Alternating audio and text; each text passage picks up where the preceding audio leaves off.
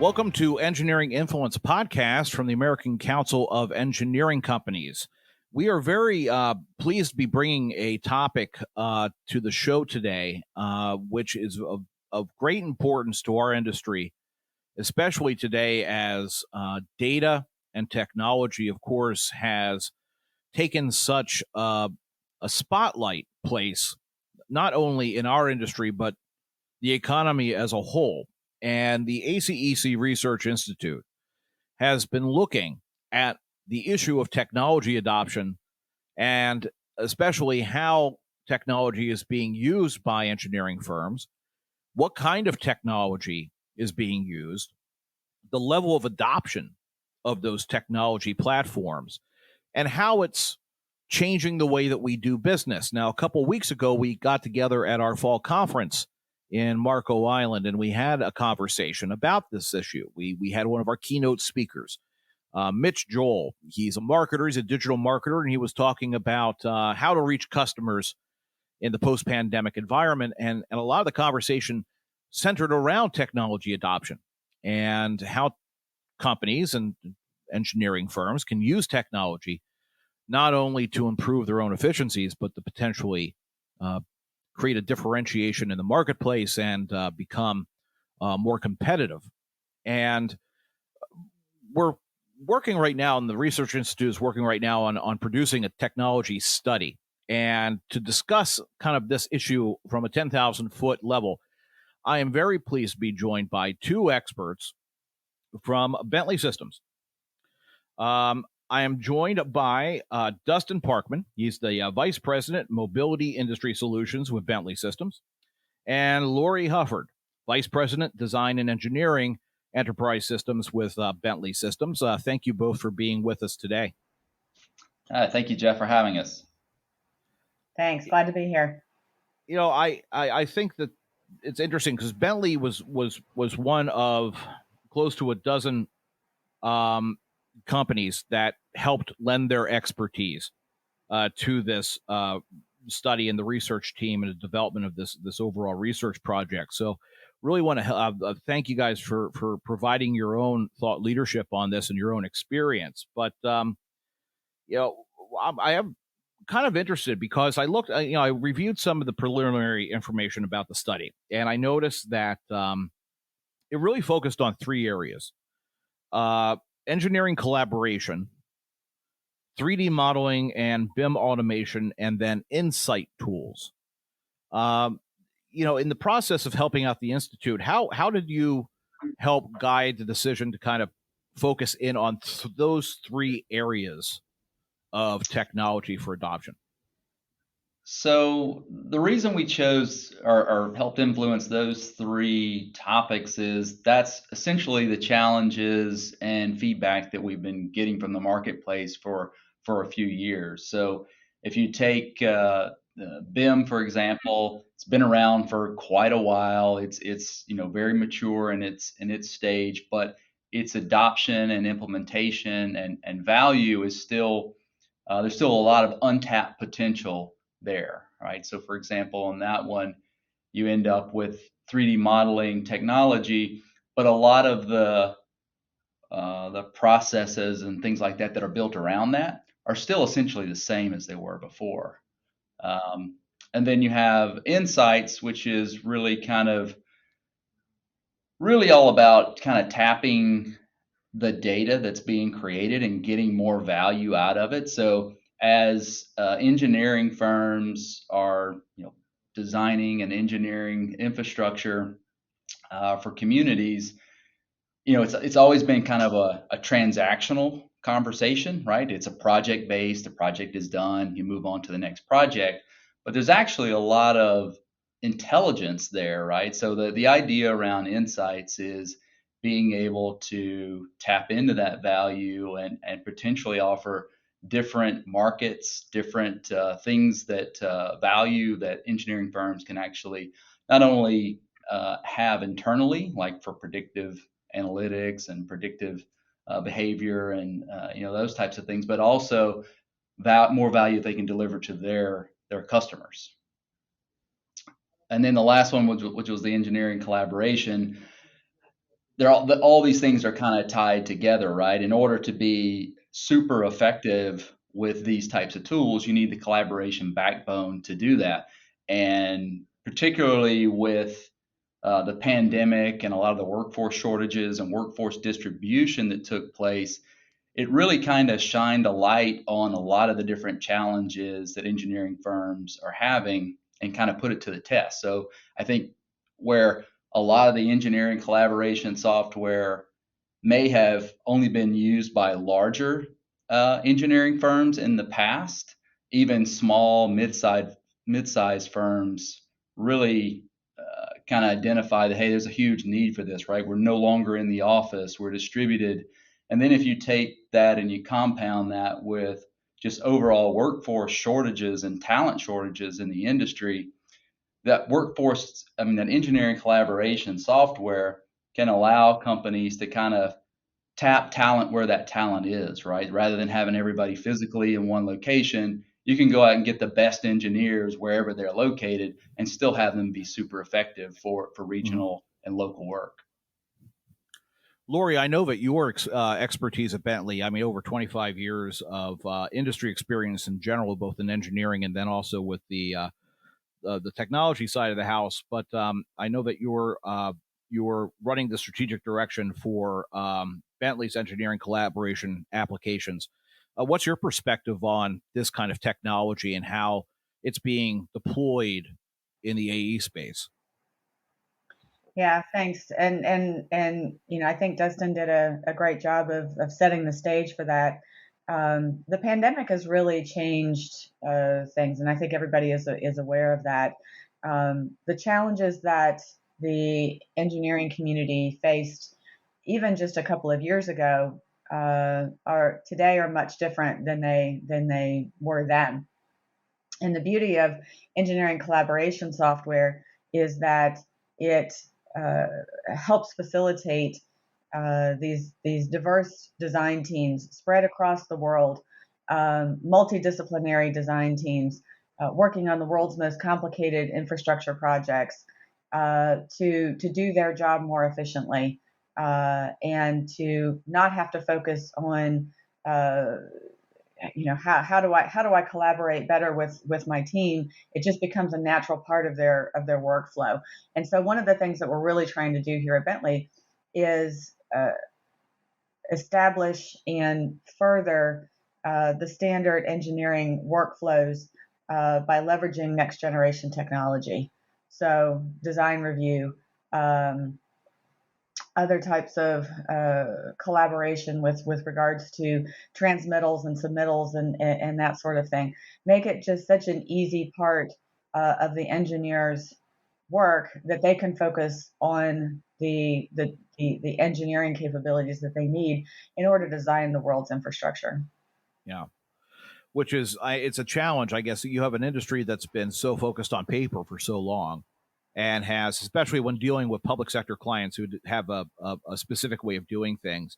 I was talking to one of our vice chairs in our board, John Rathke. He's with Mead and Hunt, and he's working with AASHTO, the organization that kind of represents all the state DOT directors, and in working out a standard for digital project delivery, because it's trying to figure out what is that.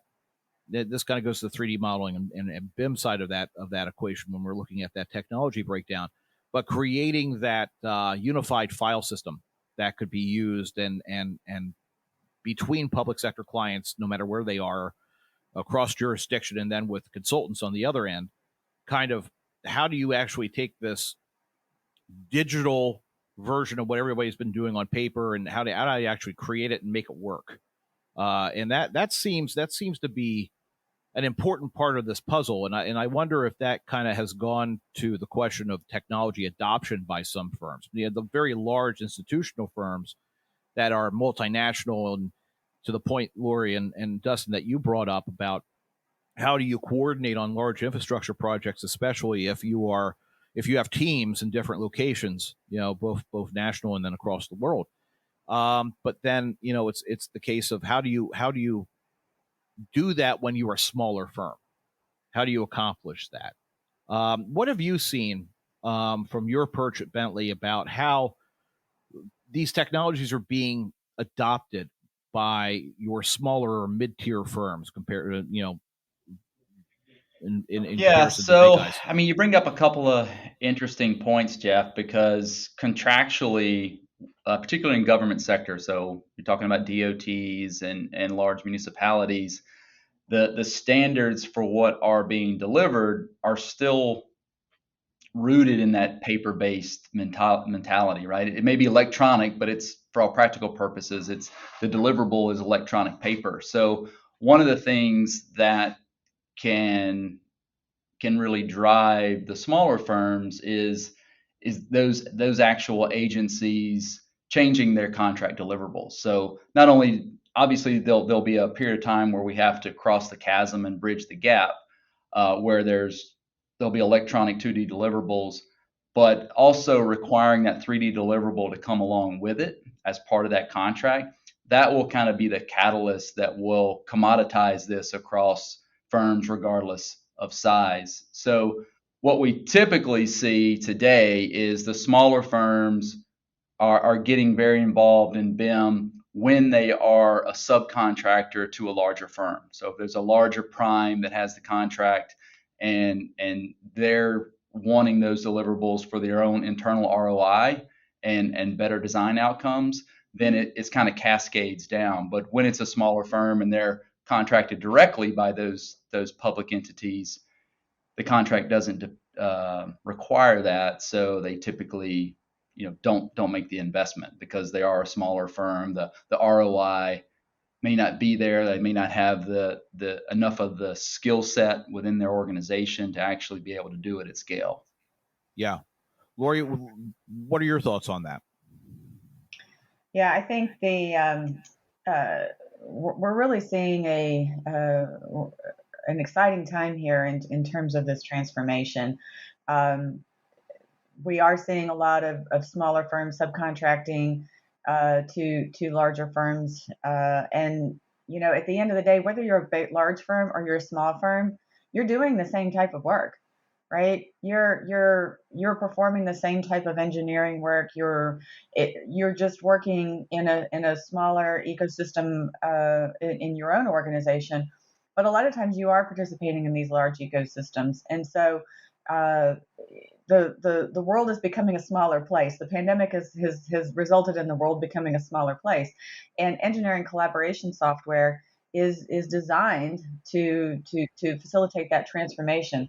ProjectWise for years has been helping large organizations work across the globe, and extending that out to their subcontractors along the way is just ultimately going to result in better infrastructure designs.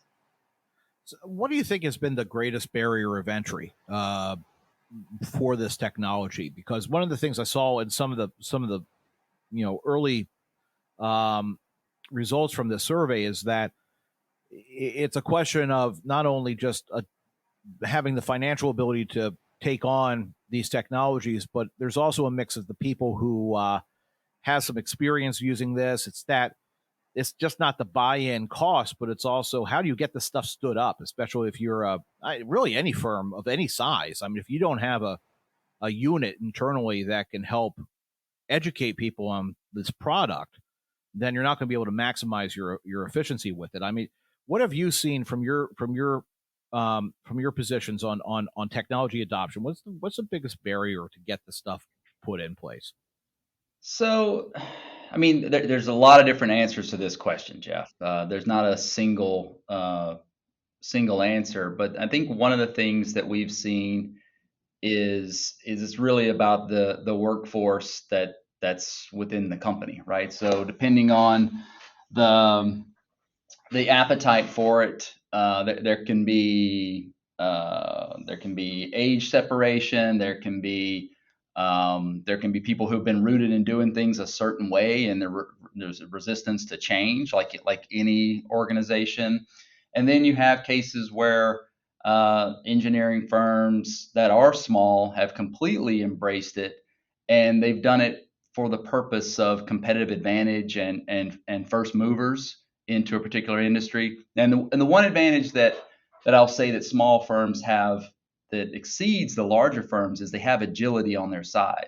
So if they can get the right level of people or the right level of training within their organizations and they make those investments, we're seeing a lot of smaller firms kind of get out in the front on the bleeding edge. Whereas 10 years ago, that was never the case, right? It was always the big, large firms that kind of were the ones kind of pushing the technology. But that's kind of been flipped on its head recently, particularly with cloud technology being available. Many of these technologies, the cost of goods are far lower than they were just a few years ago. So the kind of commoditization of some of these technologies has made it available to everyone. So that's helping a lot. But the biggest barrier has probably been just making the switch, making the change, making the investments on the human capital investments to have some of the people to kind of champion it within each organization. Yeah, and doubling down on that, I think any type of technology enablement, it comes down to people, process, and technology, right? And you have to have all three legs of that stool working in harmony in order to make successful change happen. I think interestingly enough, I think the pandemic has almost forced the people and process aspect of things. The technology has been in place for a little while, as Dustin was talking about with cloud technology. There's not as much of a barrier to the implementation anymore, and these types of engineering collaboration technologies are becoming more templatized and that sort of thing, such that there's a starting point for organizations. But it really comes down to people, process, and technology really working in harmony. That you both raise a really good point, because I mean, really, what we're doing right here, talking like this on the platform that we're talking on, 10 years ago probably wouldn't have been possible, just through cost alone. It's kind of funny how technology in general has been a bit democratized, and Dustin, to your point, the commoditization of the technology has created efficiencies, in some ways reduce cost, but also have really increased ease of use for a lot of these technologies. So if you're a smaller firm, you don't have the baggage or the bureaucracy, quite honestly, of a larger firm. So it's understandable that the smaller operators would be able to take a look at something with a blank page and say, this is something we want to do and we want to get ahead of, especially as a competitive advantage. Is there one area of these three buckets of technology that, in your view, presents a greater competitive advantage to another, or is it an equal mix? You want to go, Lori? You want me to go? Sure. I'll go ahead and start. So I think I think the world is drowning in data today, right? So when we talked about the three buckets, insights was one of them. The world is drowning in data today, and the leading organizations are making investments in insights and analytics, and it's really an area that if you look at the amount of data that we have, that's one thing, and we're just drowning in it. And I think what we're seeing from our leading organizations is those that are making investments in forward-thinking analytics and insights, and really trying to drive their business from a data-driven perspective and leverage all the data that's being collected, not just from, Dustin mentioned earlier, an organization, collaboration software has been a transactional. There's been it's huge. It facilitates easier transactions. The next step for that is to take that data that has been captured in the transactions and using AI or ML or even rudimentary dashboards to gain insights and use it in progressing project delivery within an organization. Yeah, I mean, I think the amount of data that's going to be created, every couple of years is exponentially going to double and triple. So we're not seeing any stop to this, right? So I think you touched on a point a minute ago about what AASHTO was doing with some standardized deliverables, and I think that's good. But the reality is there's going to be more data artifacts being created at a faster pace than you can standardize on them. So unstructured data, I think, is just something that's real and that we're going to have to deal with as an industry. I don't think you can conform it, which is a good thing. But we do need to understand it, right? So being able to take all these different types of data and artifacts and be able to use that as intellectual property for an organization is really the key, right? And that's how you're going to get the exponential um, benefits from efficiencies, from cost execution, from competitiveness. It's very early days, I will say that, right? So we have not crossed the chasm on it. I think we're still in that kind of discovery, early adopter area in that regard. But I think there's so much potential there on the insights and analytics because there is a tremendous amount of very, very rich information that is being created by these engineering firms. But again, it's been project by project and transactional rather than seen as kind of intellectual property that can be used to create more value. Yeah, I'll go back to a couple years ago at FIDIC, our international group in Mexico City. There was their annual meeting, and they had a keynote speaker, one of the guys who I think he was one of the leaders of the Silicon Valley Revolution way back, and he was made the point early on and just said to this group of international engineering executives, they said, "You don't know it now, but you're a technology company. You might not think you are, but you're a tech company." And this was exactly the point. It's that so much information is being produced, and like you said, it's growing exponentially. And to Lori's point, I mean, it is just this. It is, how do you use the data? How do you own the data? And what you do with it and how you sort through it, which is going to really make you more competitive in the marketplace. Also create new opportunities where you may be doing work that you never thought you did before. But once you get a hand on all this data and especially what you're creating, it could actually create opportunities for new business opportunities, new business segments that you didn't think you were going to get involved in beforehand. So those unknown, it's the intangibles of all this technology that really creates a lot of exciting possibility for the industry, wouldn't you think? Yeah, absolutely. I think the one I want to double down on something that Dustin said. Looking rather than looking at your data at an individual project level, being able to take a look at it at a portfolio level and aggregate the information, extract insights at an aggregated level that then allow you to feed back to individual projects to help each project stand better on its own because it's leveraging the insights from past projects. And what it really takes though is making sure that you can look at things at a portfolio level, then looking at it across an organizational level. But you have to lay that foundation of the data structures in order to be able to capture the types of opportunities that you were talking about, Jeff. Right? You have to structure your data. You have to employ the right tools and the right mindset. Again, coming back to people, process, and technology, you have to have the right mindset about it to be open for those ideas.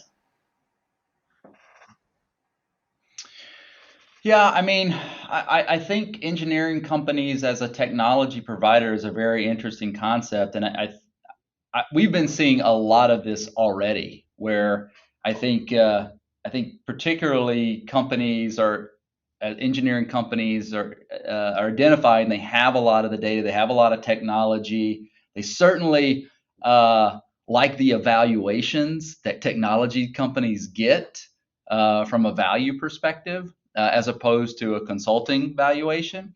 So you are starting to see some of those types of trends, like, oh, okay, we like those multipliers. So yes, we would like to be considered a technology company. So I think that's kind of been driving some trends.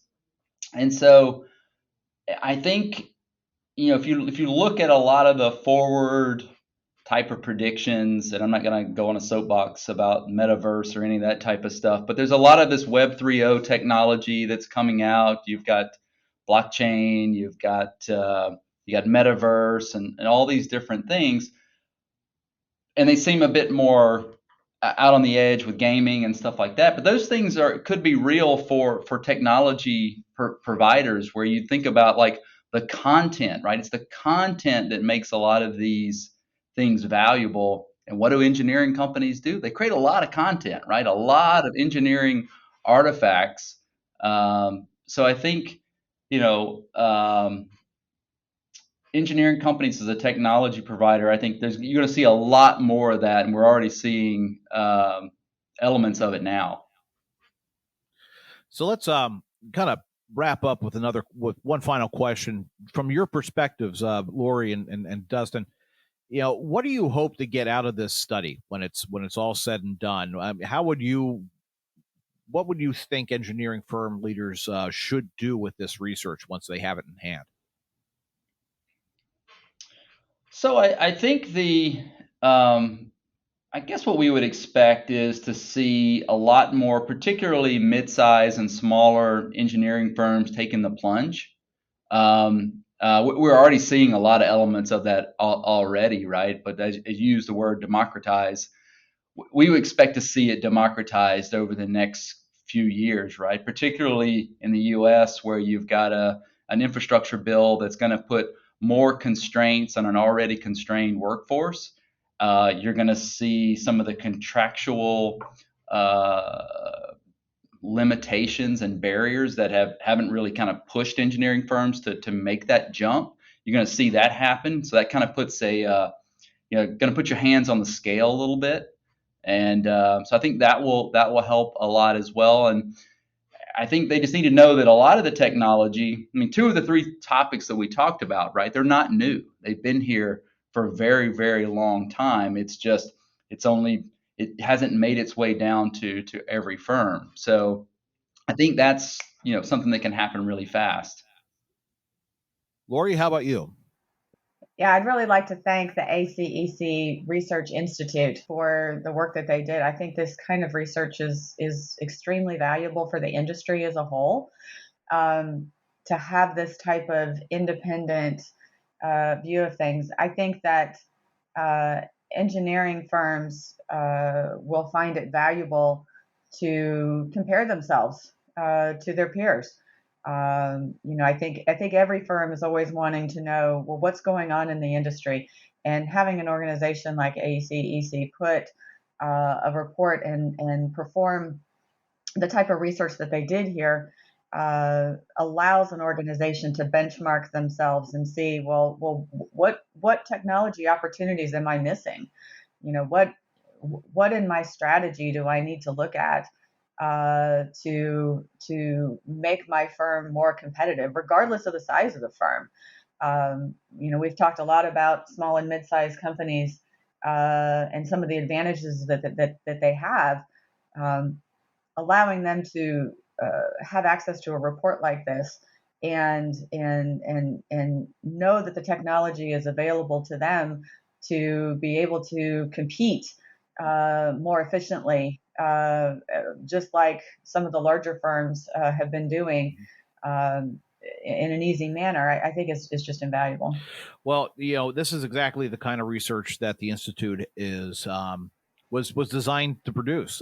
It's that leading edge business centric research that allows executives at firms to act. It's while the large firms or large member firms, of course, have people on staff that generally look ahead, and they have CIOs who are heavily invested in new technologies. That's not the case for every firm, and they might not have a strategic consultant on software. They might not have a technology person, and having this kind of research really does help them level the playing field with their bigger competitors. So, we do appreciate those remarks, and we look forward to this research being released and getting it into the hands of our members. So, Lori and Dustin, I do appreciate the time you've taken out today to talk to us about this and your expertise at Bentley. I mean, you're a leader in the AE software space, so getting your thoughts here is really valuable. Thank you, Jeff, for having us. Thanks for the time. And again, this has been Engineering Influence, a podcast from the American Council of Engineering Companies. We will see you next time.